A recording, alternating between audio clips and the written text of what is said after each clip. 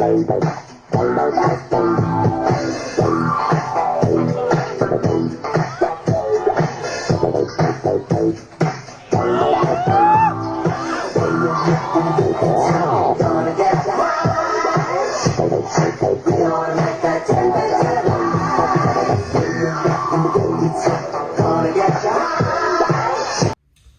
up guys, JRock here, back with another lesson. Today's lesson, we're going over a style that really means a lot to me, and it's been a long time coming. It's a style called shadowboxing. Over the years, many people have asked me, because I've been teaching popping for a long time, about shadowboxing. They say, can you teach me shadowboxing? What is shadowboxing? And so on. We're finally gonna go into it with this lesson. It's a hard style to really break down because it is an original creation from Skeeter Rabbit of the Electric Boogaloos. Now, yes, I was a student of Skeeter Rabbit for many years, but that was one of the styles he never taught me because I was so busy learning the other basic type styles like Boogaloo, popping, Scarecrow, puppet, Toyman, all that. I was focused on that, and it was on my list that I was gonna eventually get to that style with him, and I just never got the chance before he passed away. And it's a style that he didn't document that much over the years. Like, he doesn't have a ton of instructionals on the style. And so it took a lot of research, a lot of conversations with other dancers, and taking that little bit of footage that he does have where he's demonstrating the style to get a better understanding. So for this lesson, we're more exploring the style and as an introduction to the style and to better understand it and breaking it down. So, shadowboxing, what is it? It's a style that he said he was inspired by a kung fu movie with the actor named Gordon Liu. And so I spent so much time, I watched hours and hours of Gordon Liu movies looking for the scene that possibly inspired him. Because I was like, there's gotta be a specific scene where he's like using his shadow and he's doing some kind of stuff with his hands. I could not find anything. The closest thing I could find was this clip, and it was in the intro of the movie. And that's the closest thing I could find where he's doing something with the shadow. I even asked Pop and Pete, his closest friends and crewmates, do you know the movie that Gordon Liu did that inspired shadowboxing? He didn't know either. So this is my best guess, but overall, I think it's good to know that where the inspiration came from. Kung Fu. So Kung Fu has a lot of, hand styles, the way they do different things with the hands. So I was like, okay, makes sense, But again, that is just the inspiration. It's what Skeet did with it is also the biggest part, right? Okay, so there's a lot of confusion too, even talking with other dancers about the style. They were saying, no, this style is centipede, or this style is Chinese robot, and so on. So I had to kind of compile all of this and review it over. Now there is a really dope instructional that he taught, I think it was in the early 2000s. So he created the style in 1999, but he did an instructional in Japan where he actually says, this is shadowboxing. And in that, I think that's what confused a lot of dancers because it's such a short instructional that he only goes over the super basics. Like he's like swinging the arms, and then he goes into this, and then he starts going into this kind of motion, the big motion that looks like this, and this, boom, boom, bah, bah, that kind of stuff, right? And so people thought that that's all it was. And some of the other stuff that's really throughout his solos, like stage performances and stuff that he did, there was a lot of shadowboxing in there. So putting these pieces of the puzzle together, right? That's what I've always been good at over the years, is taking bits of information and filling in the gaps. So I had a theory that I also think it was the stuff that he did that was detailed around his body, isolating and hitting certain parts and doing all this body tracing and illusional type isolated movement. And other dancers were saying, that's not it. So I found a clip that he put on his Cure video. It was kind of like his feature video. And it's a small section of him at freestyle session. And in that clip, he does exactly what I'm talking about, the body tracing and the isolating. And in that, he has a little title pop up and say shadowboxing. And I was like, yes, I knew it. So if you take that clip, which he specifically labels shadowboxing, where he's not doing any of this, He's strictly doing the isolation. And you combine it with the old school dictionary lesson where he's in Japan and he's doing that movement, you get a better idea of the overall style. Whew. That's a lot. But that's what I'm trying to do, is get you guys to understand first. So with these clips, we can study that and start breaking down the style, all right? So let's come back. We're gonna start with the basic, the big movement. And we're gonna get into the detailed movement right after that, all right? All right, we're gonna do a style that was actually created by Skeeter Rabbit in 1999 called shadow boxing. He said that he was watching kung fu movies by Gordon Liu, the man with the dots on his head. Yeah. And I guess he was practicing with himself as far as the shadow off the buildings or whatever. And Skeet, what he did is mimic that, style and put it into the popping. Popping. Yeah. And he came up with this, which is definitely a nice addition to the whole popping and boogalooing and let your boogaloo camp. So, he did his thing. He innovated a style called shadow boxing. Skeeter Rabbit, ladies and gentlemen, do your thizzies.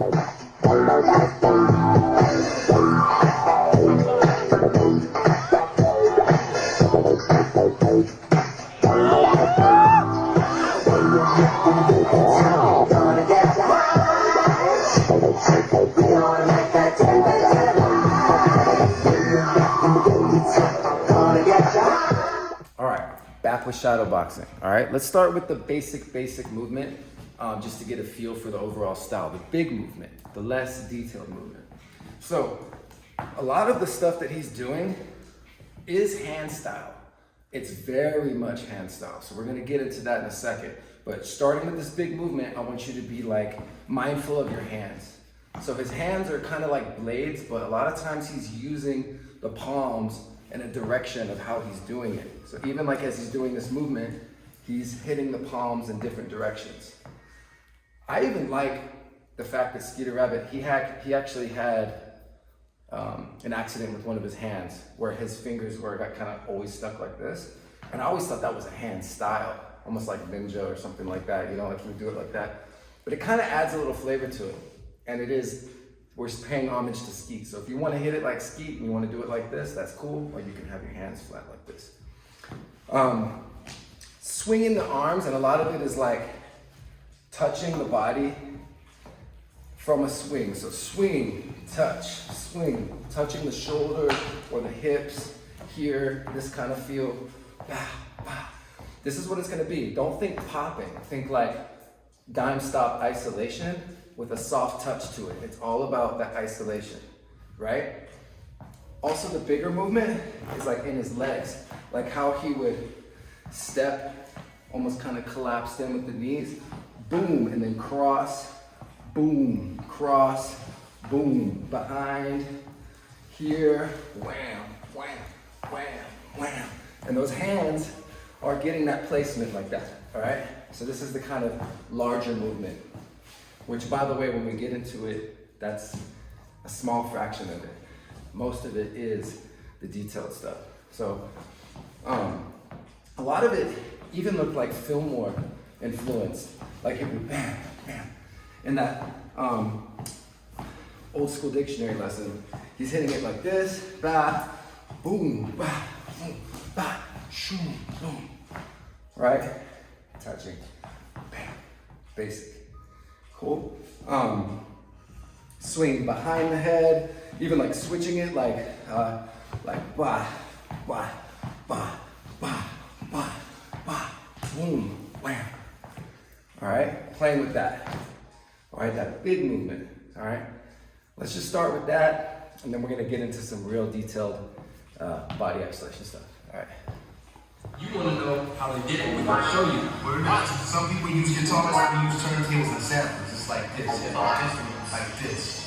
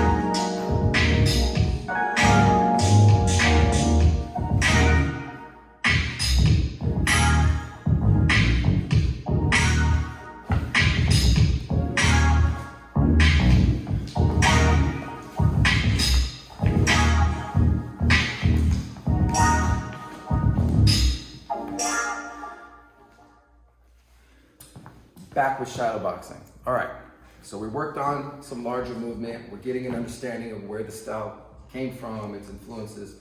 Now let's get to like what I call the meat and potatoes of it, the real stuff to me. And it's dope because often in Skeeter Rabbit solos, this was some of my favorite movement that he did. I'm not doing it any justice by any means. He's the master and creator of it. When I compare, for instance, I've been working on this for like the last couple years in my solos. Every time I would practice, I would kind of focus on shadow boxing a little bit in each practice. Even after 2 years of focusing on it, it's just like watching him and watching my stuff is like not even close. But I have seen the improvement over the 2 years, so I'm gonna keep pushing it, right? So be patient with yourself as well as you're getting into it. So the hand stuff, as we're getting into these details, after the large movement, a lot of times he finds himself stationary and he starts getting into like this isolated feel where the hands start placing around his body and they trace and push, and he grabs them and pushes, and boom, here. This kind of feel.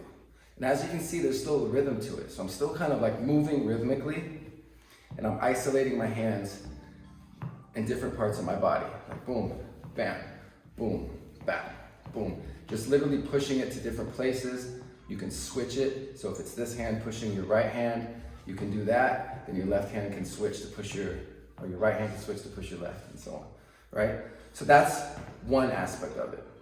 And it's very much freestyle. Like every time he would do it, it was slightly different, which was so amazing. It wasn't like he choreographed what he was doing. It's always different, very rhythmical.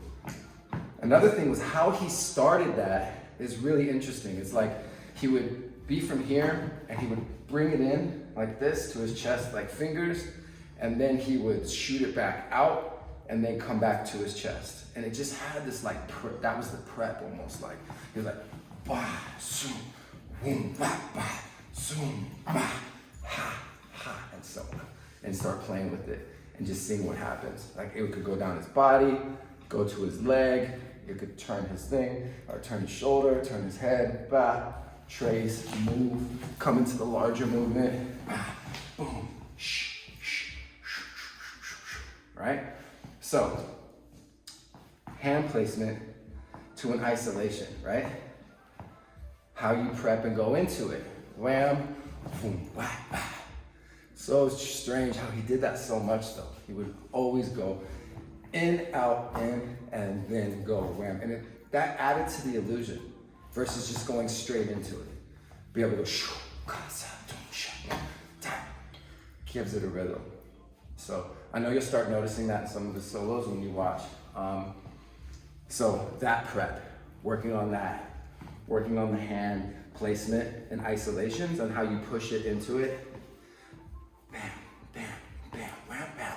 Be rhythmical with it. This is an advanced style, so it wasn't basic on rhythm and going full out. So once you kind of grasp the idea, like you'll see in the solos that I'm doing in this lesson, I really just start playing and let go.